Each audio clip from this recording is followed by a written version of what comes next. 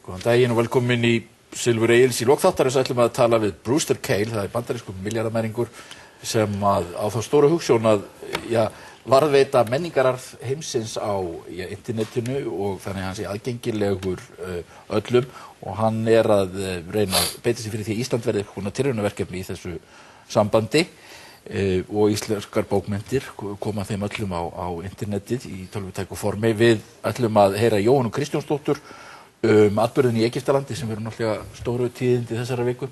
Það heil heimsluti sem að nötrar og kannski bara heimspólitíkin öll sem nötrar út af þessu. Við heyrum í Kristni Péturssyni, hann ætlar að tala við okkur setningu á kvóta sem hann telur að hafi farið alveg fram úr allri hömlu á árunum upp úr 1995 og svo fram að hruni. En við byrjum hérna á þessu sem ég kalla stundum vettvang dagsins. Halldór Laxness skrifaði bók sem heitir Vettvangur dagsins.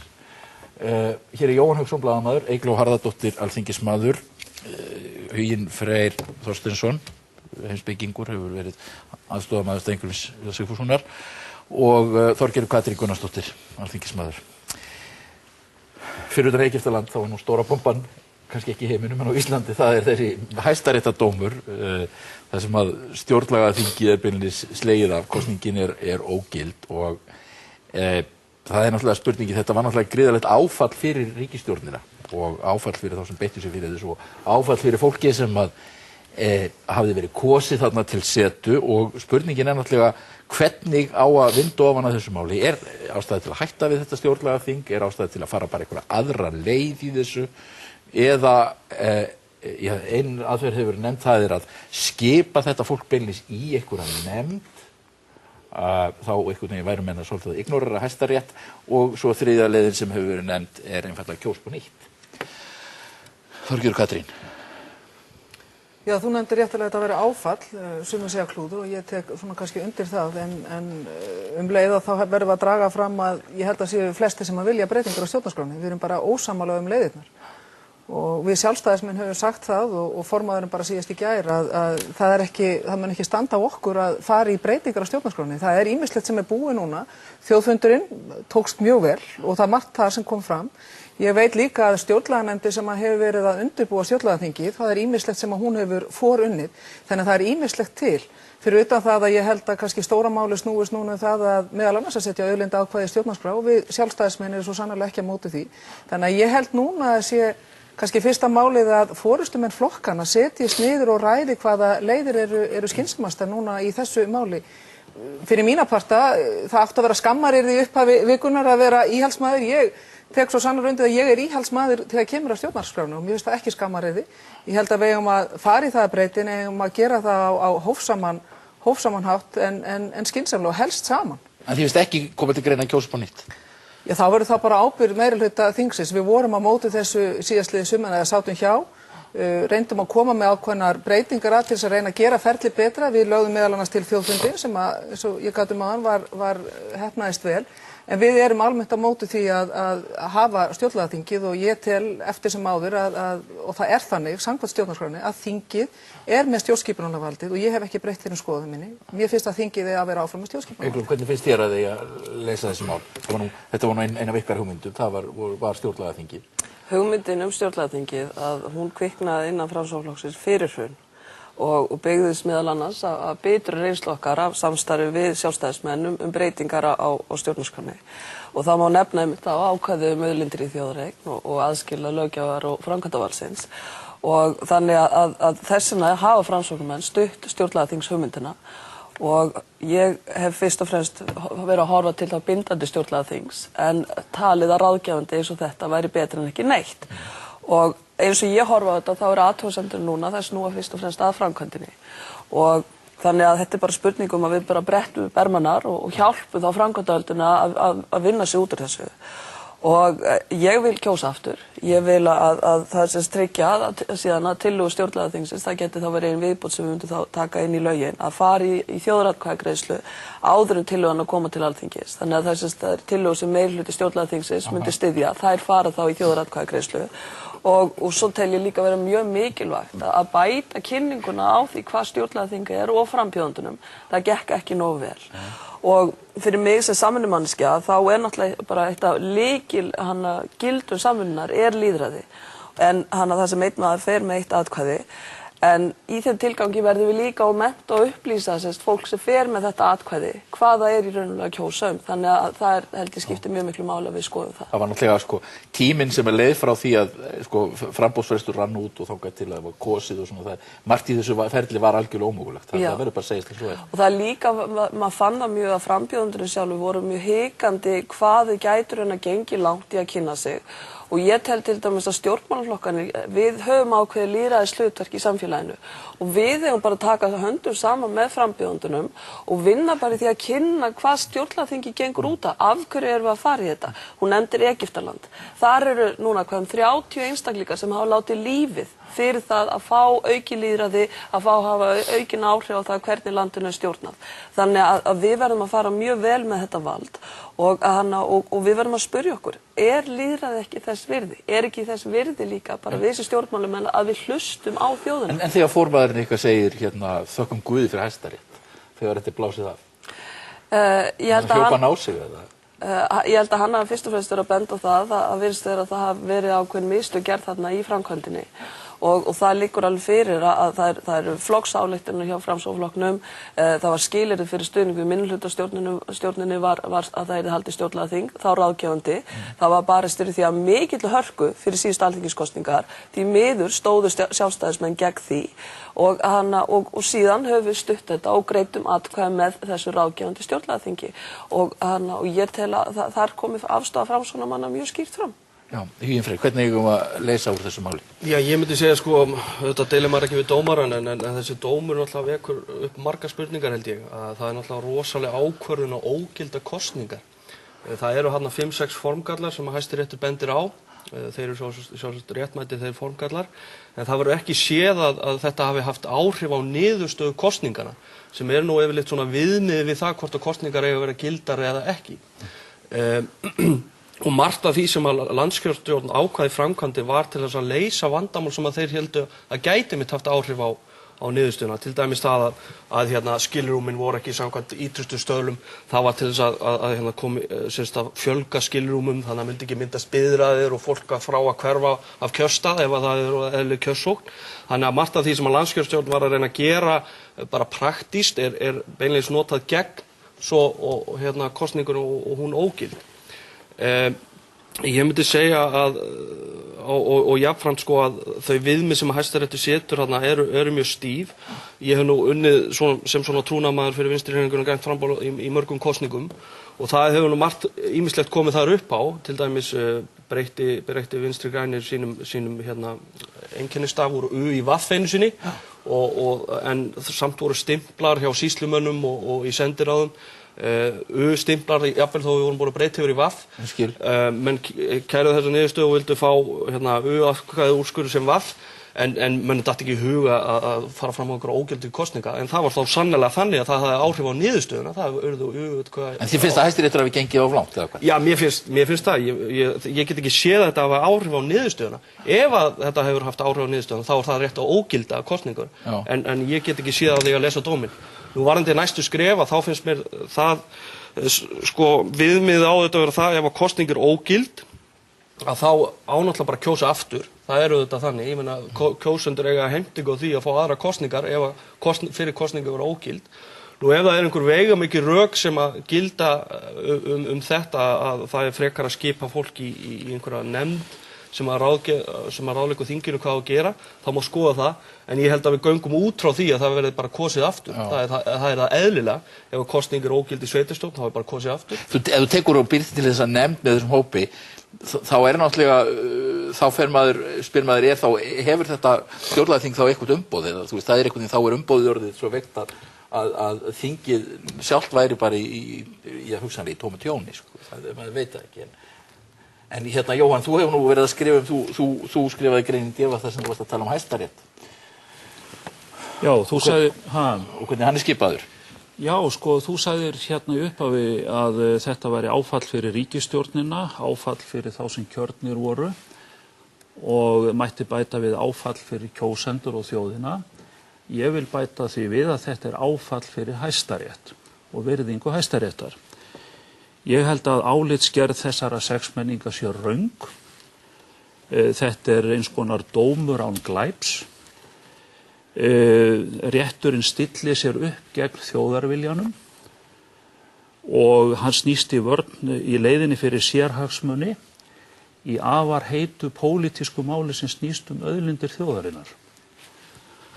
Þó að þetta sé ekki sagt opinberlega, að þá á það að líta lögins kveða á það dómstólalög að við svona úrskurð þá geti allir dómararnir 9 tekið þátt. Já.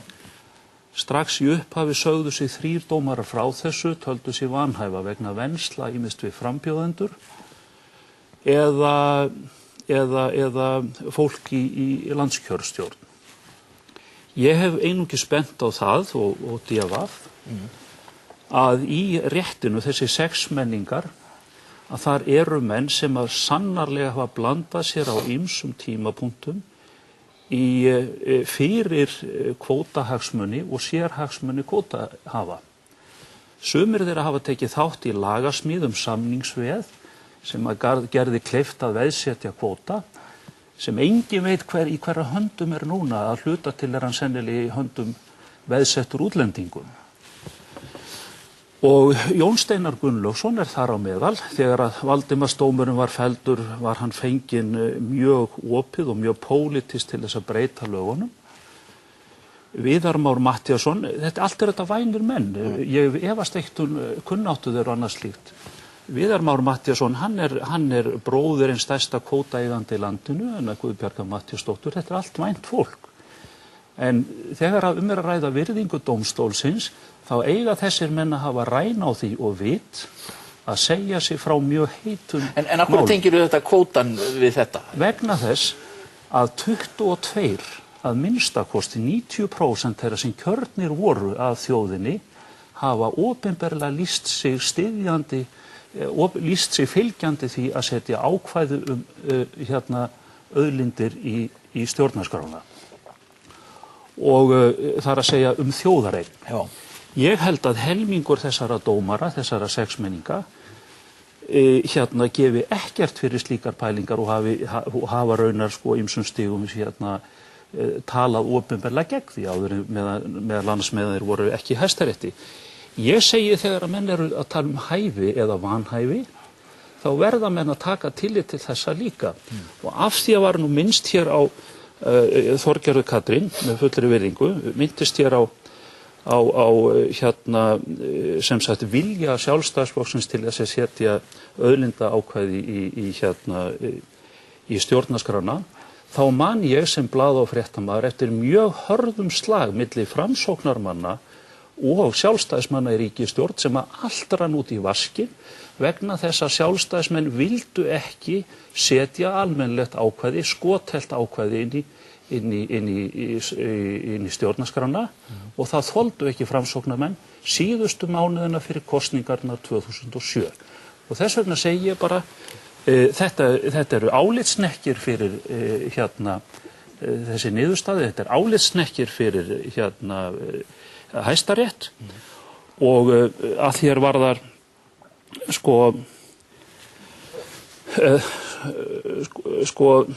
trúverðuleiki Hæstaréttar, hann hefur sem sagt rýrnað að þessu leyti og ég held að menn megi ekki horfa neitt fram hjá þessu. Ertu sammála þess að trúverðuleiki Hæstaréttar hafi rýrnað? Nei, ég geri það ekki og ég einmitt mjög ánægð með Hæstarétt því hann að fara þarna undan tíðarandunum. Hann einmitt ekki að fylgja tíðarandunum og hugsa, hvað vill þjóðin, heldur einfallega hann að gera það sem ég sem borgari í þessu landi krefst þess á Hæstarétti. Hann að fara eftir lögunum. Og ég held að Þorsteinn Pálsson einu sinni sem oftar að hafi einmitt hitt naglan á höfuðið í Fréttablaðinu í gær þegar hann sagði að viðbrögðin væri eiginlega verri við áliti Hæstaréttar heldur en álitið sjálft á ógildingin og nú sér maður og heyrir það sem Jóhann Hauksson, blaðamaður og DV er að segja, hann geti þess vegna geti skrifað inn á smuguna eða samfylkinguna með hvernig hann er að tala hér. Við skulum aðeins fara yfir fyrsta lagi það sem hann sagði varðandi framsókn og ég líka, Jóhann, ég hef líka og nú hef ég orðið. Það sem að ég er að segja varðandi framsókn og samskipti sjálfstæðismanna, ég var á þessum tíma þarna meðal annars og fylgdist með þessu. Hvernig stendur þá á því að bæði formaður Framsóknarflokksins og þáverandi Jón Sigurðsson og formaður Sjálfstæðisflokksins, þá Geir Haarde, þau lögðu saman fram frumvarp breytingu á stjórnskipunarni einmitt auðlinda ákvæði stjórnarskrá. Hvernig stendur á því að 1. grein fiskveiðistjórnarlagana það var ekki hreyft við henni í 18 ára valdatíð Sjálfstæðisflokksins. Það út af því að það þessu grunnhugsun. Það skiptir auðvitað máli hvernig auðlinda ákvæði sett inn í stjórnarskrá, en það ekkert sem bendir til þess annað heldur en einhverjar rangfærslur eða pólitískur hentugleiki og andstæðingar Sjálfstæðisflokksins sem að hafa hagað í að láta það vera þannig eins og við viljum ekki auðlindaákvæði í stjórnarskrána. Varðandi Hæstarétt, mér finnst það mjög alvarlegt að þessar ávirðingar komi frá blaðamanni, frá fólki meðal annars úr stjórnarliðinu, hvernig það að ráðast á Hæstarétt. Og innanríkisráðherrann sem ber meðal annars ábyrgð á dómsmálunum, gerði það, sagði fyrstur, ber Hæstaréttur ábyrgð. Svo komu sveitarfélögin og svo náttúrulega þetta klassíska Sjálfstæðisflokkurinn náttúrulega ber líka ábyrgð á þessu. En það sem ég vildi segja, við erum búin að vera með Hæstarétt sem búin að kveða upp dóm í gjaldmiðilsmálum. Baugsmálin, hvernig fóru þau? Ég man það að í öryrkjamálinu, hver var það sem gaf Hæstarétti Íslands meira og minna skipaða sjálfstæðismönnum? Það heilbrigðisvottor. Það var Ögmundur Jónasson. Þannig að þetta bara pólitískur veruleikin sá að núna hafa menn hagað því að ráðast á Hæstarétti í staði fyrir að segja tökum alvarlega þessi skilaboð sem Hæstiréttur sendir okkur og við skulum þá vinna í því. Meirihluti þingsins ber síðan ábyrgð á því hvort þið vilja stjórnlagaþing eða ekki, en guðana bænum, tölum ekki Hæstarétt niður. Ég mætti bara taka fram að niðurstaða Hæstaréttar liggur fyrir og við deilum ekkert við Hæstarétt varðandi þetta mál. En hins vegar hvað varðar... Eitt af því sem stjórnlagaþing ætla náttúrulega að taka fyrir hvernig dómarar eru skipaðir. Já, og þannig við erum öll þannig undir. Það öll stjórnskipun landsins sem náttúrulega þannig undir. En varðandi hins vegar þetta með afstöðu okkar Framsóknarmanna og af hverju við komumst að þessar niðurstöðu að vilja styðja við hana þá helst bindandi stjórnlagaþing. Formaður þeirra nefndar sem kemur með þessa tillögu hjá flokknum Jón Kristjánsson, sem held ég að fáir hafi haft meiri reynslu því að reyna að koma á raunverulegu breytingu á stjórnarskránni en Jón Kristjánsson. Hann kemur fram, hópur íbúalýðræðis sem kemur fram með þessa hugmynd sem grundvallast meðal annars af mjög erfiðri og slæmri reynslu það að reyna að koma þessu ákvæði inn. Jón var formaður stjórnarskrárnefndar og sú nefnd gafst upp. Hann gafst upp. Það eina sem hún gat komið sér saman var það að hvernig ætti að breyta stjórnarskránni. Meðal annars fyrst og fremst vegna andstöðu Sjálfstæðisflokksins. Ég vil bara aðeins segja samt til að bregðast við því sem að Þorgerður sagði, það er náttúrulega alveg ótrúlegt að tala að ráðast á Hæstarétt. Men þetta nú bara menn og þetta nú bara mannanna verk þessi dómur og það má alveg gagnrýna þá eins og hverja aðra. Ég meina Alþingi setur lög, við mögum gagnrýna alþingismenn fyrir slæma lagasetningu. Það er gert reglulega. Já, við þekkjum það vel og það þarf ekki að fara í einhverja helgisleipu þegar við tölum Hæstarétt. Við getum bara að tala Hæstarétt bara eins og aðra aðila í þessu samfélagi. Þessi dómur, hann má gagnrýna hann. Við ætlum hins vegar að vinna út úr niðurstöðunni og við breytum ekki niðurstöðunni, en Hæstaréttur ekki undan þeirri gagnrýni frekar en aðrir. En það rosalega, en nú kvótakerfið búið að blandast inn í þetta mál og svo veist, það með svona dálítið ábyrgðandi hætti og það alveg rosalega barátta einhvern veginn í samfélaginu milli ríkisstjórnarinnar og svo erum við með LÍU og Samtök atvinnulífsins núna og þetta einhvern veginn eins og bara stríð. Já, það er bara svona, ég ætla kannski ekki að yfirdramatísera, en það er svona hálfgerð orrusta Ísland í gangi og hún bak við tjöldin og hún allstaðar. Það hefur komið verulega óvart að nú 2 árum eftir heilt efnahagskerfi hrundi að hvað ótrúlega erfitt að kveða niður þessar sjálfstæðisflokks hugmyndafræði. Það alltaf boðið upp á sömu lausninnar og aðilar þvælast fyrir miklum umbreytingum sem skipta máli.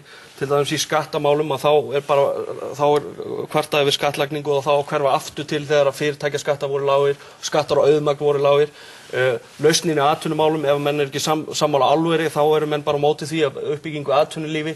Ef það má alls ekki breyta kvótakerfinu, þá ekki að gera kröfur í umhverfismálum vegna þess að það kemur í veg fyrir atvinnuuppbyggingu og það bara í hverju einasta máli sem að verðist vera átökum að þá einhver svona kyrrstöðu hópur og hann í hagsmunafélögum, hann hjá Sjálfstæðisflokknum og það orðin verulegur dragbítur á því að við bara gerum upp þetta hrun og höldum áfram og skiljum Sjálfstæðisflokkinn eftir. Og það svona rífandi gangur í atvinnumálum, það verið að horfa fram á við þar. Allt að gerast þar. Má ég leggja aðeins orðið í belgvarðandi það sem ég tel mig að rétt á því að svara aðeins því sem að Þorgerður Katrín sagði hér á. Skulum ekki fara langt aftur í Hæstarétt, ok, stutt. En stutt og laggóð. Við vorum eiginlega komin í annað. Já, en sko þessi gagnrýni, hún á algjörlega rétt á sér og hún skiptir mjög miklu máli einmitt þegar við erum að horfa fram á veginn. vegna þess að sjálfstæðisflokkurinn þinn, Þorgerður Katrín, hann hefur lagt alveg sérstaka áherslu á það áratugum saman að manna einmitt þennan valdapóst í þjóðfélaginu sem heitir Hæstaréttur, stundum með járnkarli og kúbeini eins og gert var þegar að sonur Davíðs Oddssonar var settur inn í dómstólana, með þeim afleiðingum að einn ráðherra á ykkar snærum varð að borga milljónir í miskabætur. Það er reyndar ennþá fyrir dómstólum. Þannig hefur þetta verið vegna, og þetta skiptir máli þegar við erum að horfa fram á veginn og endurinn í okkar samfélag, þá skiptir máli akkurat þetta, og ég vil bara benda þér á það að stofnandi flokks þíns, hann Jón Þorláksson, hann sagði árið 1929 að lyklar að ríkisféhirslunni eru engum fengnir til þess að sækja þangað vinargjafir eða fylgdarlaun. Eru þið búin að átta ykkur á þessu núna árið 2010? Hvað þetta þýðir? Ég ætlaði bara að fara í það að hrósa ríkisstjórninni sérstaklega fyrir ljómandi nálgun varðandi einmitt fiskveiðistjórnarmáli með því að setja niður þessa sáttanefnd sjávarútvegsmálin. Það sem að var einmitt, ég hélt að þetta væri þessi nýju vinnubrögð fá alla borðinu, svo er komist að niðurstöðu og þá er niðurstaðan allt innu ekki þóknanleg ríkisstjórninni og í stað fyrir að afgreiða niðurstöðuna að segja gott og vel, við erum ekki endilega sammála niðurstöðunni, en þetta er svo leið sem að við ákvöðum og vörðuðum, þá skulum við samt fara að fylgja eftir niðurstöðunni, en sáttanefndin, hennar niðurstaða, virðist bara hafa verið sýndarmennska eða hennar tilkoma virðist hafa bara verið sýndarmennska hjá ríkisstjórninni. Því það er greinilegt að Vinstri grænir, þeir vilja fara þessa samningaleið sem er niðurstaða sáttanefndina, meðan að Samfylkingin er með þennan þvergirðingsátt og vill það ekki. Ef að menn er að setja niður nefnd sem á að bera einhverja ábyrgð, hún kemst að niðurstöðu, þverpólitískri niðurstöðu, faglegri niðurstöðu líka, þvert á greinina sjálfa, og þá má ekki síðan fara eftir henni af því að niðurstaðan hentar ekki pólitískri tilvist Samfylkingarinnar. Ég kannast nú ekki við það að menn sé ekki að fara eftir þessi niðurstöðu. Af hverju er það ekki búið að ganga frá því? Vegna þess að við erum Ýta óvissun út af borðinu. Við erum bara ennþá í þessu ferli, en það þvælist ýmislegt fyrir okkur. Nú eru samtök atvinnulífsins til dæmis að taka kjarasamningi í gíslingu út af einhverjum breytingum á kvótakerfinu. Þetta er bara ferli sem er í gangi, það eru margir sem að þarf að koma á borðinu, en það þýðir ekki alltaf að reyna að vera að sitja og sabotera ferli. Þetta er stór orð sem þú segir, að það séu þarna öfl í samfélaginu sem í rauninni bara þvælist fyrir á hverjum einasta punkti. Já, það er bara þannig að... Til og með þetta ríkisstjórnin, bara fara eftir þessu ferli. Það er þannig að því miður eru of margir aðilar í samfélaginu sem eru fastir í 2007 hugmyndafræðinni og neita að aðstoða ríkisstjórnina með að taka og að endurmóta hér samfélag sem hrundi. Það er að náðst alveg undraverð árangur í því að endurreista efnahagslíf. Við skulum ekki gleyma því að efnahagshrun á Íslandi var það stærsta. Þar af leiðandi ættum við verið í þeirri verstu stöðu. En við erum í betri stöðu en Írar, Grikkir, Portúgalir og fjölmarga þjóðir, og það er fyrst og fremst þessari ríkisstjórn að þakka. En það er endar dálítið, ég las 2 greinar á föstudaginn. Annars vegar voru staksteinir í Morgunblaðinu þar sem stóð klúður. Það var bara talið upp allt milli himins og bara klúður.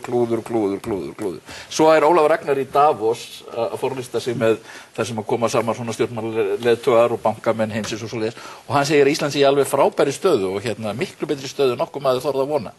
Og umræðan á Íslandi einkennist ekki dálítið að því að á annarri hendin er einhver að segja svona og svo er hinum megin að menn að tala allt öðruvísi. Hvar er sannleikurinn? Þetta sé mjög miklu öfgarimitt í umræðinu og það er mjög auðvelt að benda á einstakar hagtölur og segja að við séum að réttri leið. Við getum talað lága verðbólgu, lækkandi vextir, við erum að sjá núna hagstæðari viðskiptajöfnu við útlönd en við höfum bara áður þekkt. En ég held að Íslendingar gerir sér þessar ágætlega grein fyrir því að velferðin felst ekki í hagtölum, heldur hún felst í atvinnu og þetta er bara vinna, vöxtur, velferð. Og síðan er þannig að eins og við framsóknarmenn höfum aftur og aftur verið að benda á frá því í hruninu að vandi Íslendinga er skuldavandi heimila og fyrirtækja. Og það er bara þannig að Alþjóðagjaldeyrissjóðurinn benti að það þyrfti að endurskipuleggja eitthvað 60% fyrirtækjana í landinu. Og Seðlabankinn talaði að fjórðungur íslenskra heimila réði ekki við greiðslubyrðina á mánuði. Og þannig og við vitum það hefur orðið algjört hrun í fjárfestingu hérna innanlands. Og fjárfesting mun ekki byrja aftur, fyrirtæki mun ekki byrja að fjárfesta í nýjum atvinnutækifærum, mun ekki byrja að ráða fólk fyrir það búið að taka á þessum skuldavanda. Og Við megum ekki gleyma því að 90% held ég haldi áfram með prósentölunar, 90% af íslensku fyrirtækjum eru lítil fyrirtæki. Við tölum lítil og meðalstór fyrirtæki en á heimsmælikvarða eru þau lítil. Og það fréttir sem við höfum verið að lesa í blöðunum. Hvað er verið að fjalla þar um? Það er verið að tala um skuldarhreinsun stórfyrirtækjana. En þá eftir að taka á megin þorra litlu fyrirtækjanum. Og við munum ekki sjá raunverulega endurreisn á atvinnulífsins, raunverulega velferð hérna, raunverulega uppbyggingu fyrir við tökum á skuldavanda fyrirtækjana, litlu fyrirtækjana, þar sem þú ert með kannski með 1, 2, 3, 4 starfsmenn og það er bara grundvöllur íslensk atvinnulífs. Já, mér finnst þetta uppbyggilegt hjá Eygló Harðar að tala þessu nótum. Ég meina, sannleikurinn hann er ekki hjá Davíð og hann er ekki Ólafur Ragnari, þetta er einhvers staðar hérna í miðunni. Það er margt sem hefur gengið vel og sem betur fer við endurreisnina og svo er ýmislegt sem er miður og mætti ganga hraðar. Það er til dæmis varðandi úrvinnslu í skuldamálum að það hefði mátt vissulega ganga hraðar en ég held að það sé alveg þverpólitísk sátt það mál sem betur fer að þau úrræði sem að nú eru komin, þessi hraðbraut sem á að taka einmitt á litlum og meðalstórum fyrirtækjum að reyna að flýta því ferli eins hratt og mögulegt er. Og það held ég að sé það næsta mikilvæga skref á þessu kjörtímabili þessar ríkisstjórnar. Það er auðvitað atvinnulífið og að koma hagvöxtunum í gang. Vegna þess að ef við náum ekki hagvöxtunum í gang og almennu atvinnulífi í gang, þá verður svo erfitt í ríkisfjármálum. Þá er mögulegt að það þurfa að skera meira niður og svo framvegis. Þannig að næsta skrefi, nú erum við komin á reit, það sem er hægt að byggja á. Það var ekki hægt að byggja á neinu hérna þegar við tókum við. Það var allt hrunið. Nú erum við hins vegar komin á þann stað að við getum byggt upp. Og það hlýtur að vera... Alþjóðagjaldeyrissjóðurinn er á að fara samkvæmt planinu núna í... ágúst. Ég vil líka minna að Alþjóðagjaldeyrissjóðurinn er búin að vera að tala um skuldavanda fyrirtækjanna og heimilara mun lengur en stjórnvöld hafa verið að gera. Þeir hafa ítrekað verið að benda á þetta og það er alveg stjórnvöldum til mikill að vansa því miður hvað þau hafa verið hæg að átta sig á því að fyrirtæki og heimili sem er að drukkna í skuldum fara sjálfsögðu ekki og eyða meiri peningum. Það er bara þannig. Já. Ég held að þarna að þessi úrræði eins og ég segi það er alveg rétt að það tók sinn tíma að koma þeim að staðum. Það eru vissar ástæður fyrir því, það var margt sem að þurfti að huga. En það verður ekkert gert meiri í því? Ég meina, er ekki búið að tilkynna að menn séu búnir að... Já, það eru komin mjög víðtæk skuldúrræði. Ég er búin að kynna mér það sem að aðrar þjóðir eru að gera í þessum efnum og Íslendingar ganga allra lengst þjóða í því hvernig þeir eru að taka á skuldamálum lítilla og meðalstóra fyrirtækja og heimila. Göngum við lengst? Já. Já, ég kannski að blanda mér aðeins í þetta því að ég má ekki tala meir Hæstarétt en ég bara benda á þennan hlut að ríkisstjórnin, núna síðast formaður Samfylkingarinnar sagði í gær að hér væri komið að ögurstundu varðandi baráttuna auðlindirnar og þessi tónn hefur verið sleginn hjá báðum stjórnarflokkunum og það eru átök eins og samtök atvinnulífsins hafa bent á líka og stillt sér upp á ákveðnum stað. Ég vil segja eins og Hæstiréttur hefur gert líka og virðingan stalað fyrir. Við skulum vona hún takist að endurreisa þá virðingu. En þetta er mjög þýðingamikið pólitískt spursmál í framtíðinni meðal annars vegna þess að enn veit til dæmis ekki ég, þó ég reyni mikið sem blaðamaður að komast að því hverjum kvótin er veðsettur í dag. Er hann að miklu leyti veðsettur útlendingum einhvers staðar? Við reyndar tölum það seinni í þættinum, þetta er náttúrulega stór orð hjá Jóhann. Hún segir að fámenn klíka sægrefa hafi tekið kjarasamningana hér í gíslingu. Og þeir náttúrulega bregðast alveg. Þessi orð hafa einhverja merkingu, ekki satt? Já, hún kastar stríðsanskanum. Það sem hún er að gera, hún er að skamma líka fólki til hlýðni, sko. Það sem hún er að gera, hún er að reka féð í réttirnar, sko, nú verðum við að standa saman og hún er að skamma fólk til hlýðni.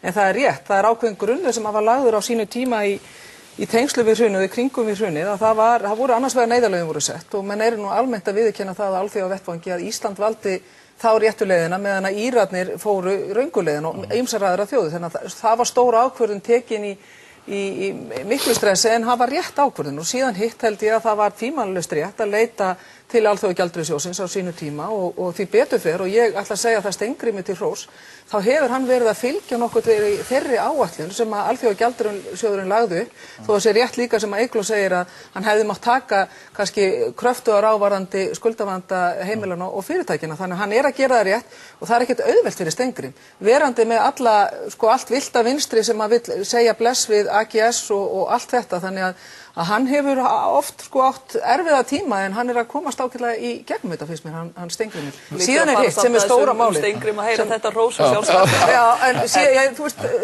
menn mega eiga það sem þeir eiga, en það sem hins vegar vont að sjá all tækifæri sem við erum að missa. Við náttúrulega erum greinilega ósammála varðandi sjávarútveginn, það bullandi óvissa. Forstjóri Byggðastofnunar kemur inn á fund fjárlaganefndar og segir það ekkert verið að fjárfesta að biðja stuðningi í sjávarútveginum af því það ekkert að gerast þar. Nýji Landsbankinn í tengslum við umfjöllunina vegna ISEC kemur líka inn til fjárlaganefndar og segir, heyrðu, við erum í rauninni fullir af peningum, en við getum ekkert lánað því það hvergi arðbæri verkefni. Og arðbæri verkefnin eru til dæmis stórframkvæmdir hér á Suðvesturhorninu, gagnaverin sem hafa verið að þvælast fyrir ríkisstjórnin og það eiginlega það sem að ríkisstjórnin hefur gert, sem vont varðandi atvinnumálin, að því ég veit að hún vill auðvitað skapa vinnu, að hún að flækjast svo mikið fyrir. Þeir koma sér ekki saman gagnaverin, eða gátu það ekki, við þurftum að leita fara með kannski umburðarlindari væng samfylkingarinnar, stjórnarandstaðan og nokkru þingmenn samfylkingarinnar til þess að klára gagnaverin og það sama virðist vera með verkefni sem að tengjast til dæmis einkasjúkrahúsi á Miðnesheiði eða upp í Mosfellsbæ. Hugmyndafræðin líka þarna að þvælast meðal annars fyrir Vinstri grænum. Var þetta atvinnuuppbygginguna sem slíka? Ég held þess að lykilatriði að við verðum að lækka fjármagnskostnaðinn og við verðum síðan að finna leið til þess að losa okkur við verðtrygginguna, sérstaklega skuldum einstaklinga. Búa til ramman, ekki svona eins og verið að tala hérna stórtækar skyndilausnir sem við byggjum ekki á til framtíðar. Ég ætla að gera smá hlé, ég þakka þér fyrir að koma, Jóhann. Og ég ætla að fá hér Magnús Geir Eyjólfsson sem blaðamaður hann ætlar að sitja með okkur hérna smá stund.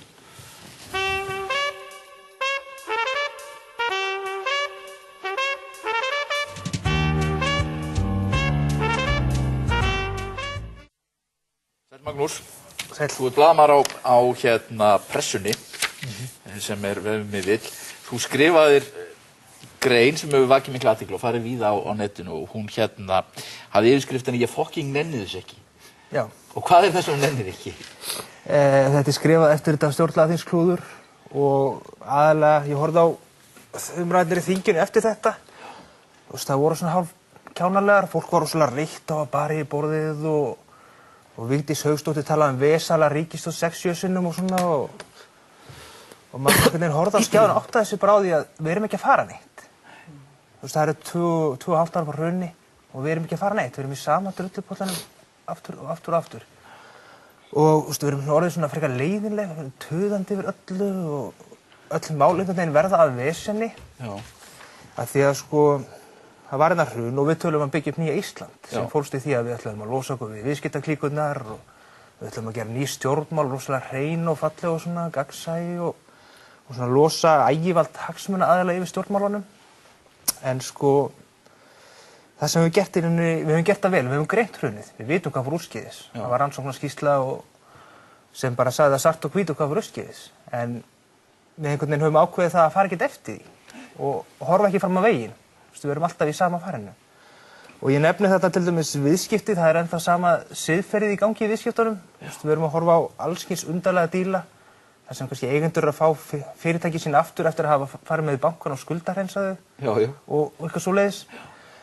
Bankarnir ráða þessi menn sem hafa vorið uppvísar að samkeppnislagabrotum og það kennitöluflakk og meira þess að dílarnir sem hið opinbera kemur að. Icelandic Group, Sjóvá, þetta ekki einu sinni hafið í vafa. Nei, það er ekki. Þannig að við höfum ekki losað okkur klíkurnar, við höfum bara tekið spilin og stokkað þau og gefið upp á nýtt. Bara skipt klíkunum upp Og svo það stjórnmálin. Það eru öll stóru málin okkar. Ég taldi upp einhverju 20-25 mál sem einhvern veginn bara föst í svona pólitísku spennitreyju. Það einhvern veginn ekki horft á vandamáli og leita að lausnum. Heldur bara horfa á flokkarnir að það hvernig þið geta gert sem mat úr þessu til að koma höggi á andstæðinginn. Nákvæmlega.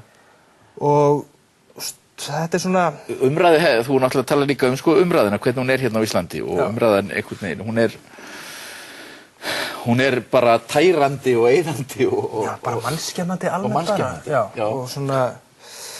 Og þetta svo rosalega auðvelt skilur það því að stjórnarliðið, það náttúrulega alveg klofið, það eru ákveðnir einstaklingar sem með svona heilaga sannfæringu að við taka ekki málamiðlunum og það svona voru auðvelt að gera vesen úr öllu.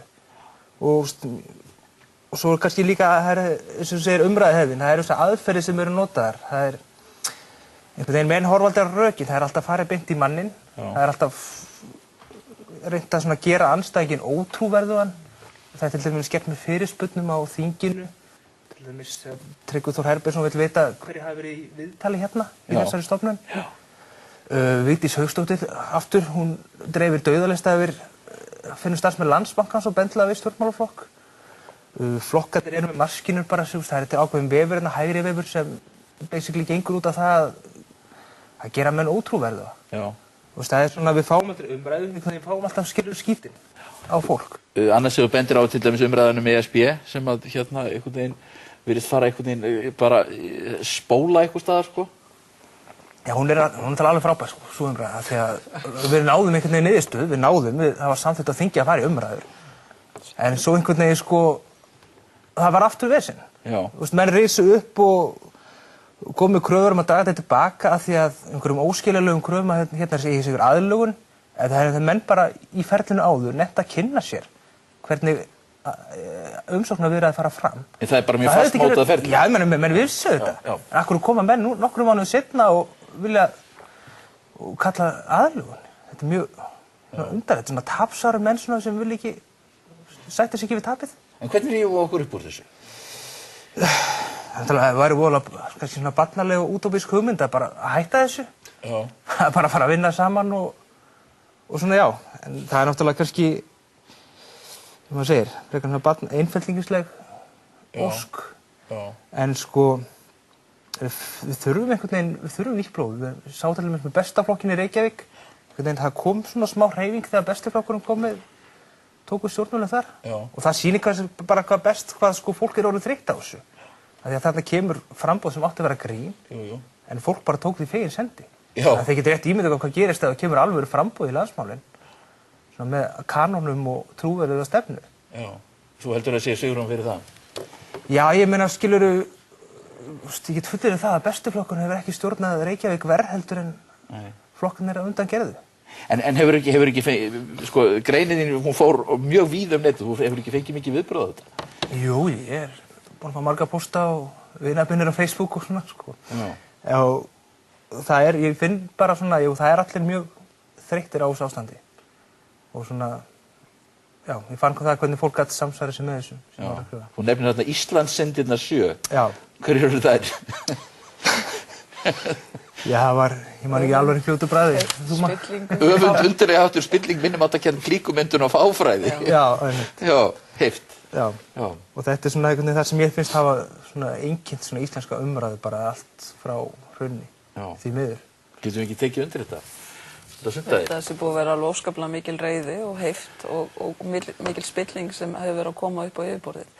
Og það sem ég held að sé, ég sjálf tala svolítið það að við náttúrulega erum bara eins og börnin, við trúum ekki því sem er bara sagt, við horfum svo mikið á það sem fólk gerir og það er náttúrulega það sem kannski fólk er að upplifa, að það talar rosalega mikið en síðan horfur það sem er raunverulega að gerast. Hvað hefur raunverulega breyst? Ég meina, þú horfur á Alþingi, hvað hefur breyst? Og þannig að þú byggir ekki aftur upp traust á samfélagi nema það fara að vera samræmi á milli þess að við segjum og það sem við gerum. Ef við tölum það að manngildi eigi að skipta meiri en auðgildi, þá verður það að fylgja því eftir. Ef við segjum það að maðurinn, vinnan, framtækið, hjá viðkomandi einstaklingi á að skipta meira máli en auðdýrkun og fésýsla, það á það að vera svoleiðis. Og ég rakst á grein út eftir Eystein Jónsson, fyrrverandi formaður Framsóknarflokksins, og sendi mitt á Magnús í framhaldi af þessari grein sem hann skrifaði. Hann skrifaði þetta 1965, nákvæmlega sem ég var að segja, varðandi að það að setja mannin fremst, frekar en auðdýrkun og fésýslu. 1965 skrifaði hann þetta og þetta á betur við í dag en þá. Ég þakka ykkur fyrir að koma hérna. Magnús, Eygló, Huginn Freyr og Þorgerður, við ætlum að tala um Egyptaland og fáum hingað Jóhönnu Kristjánsdóttur sem er mannafróður um Egyptaland.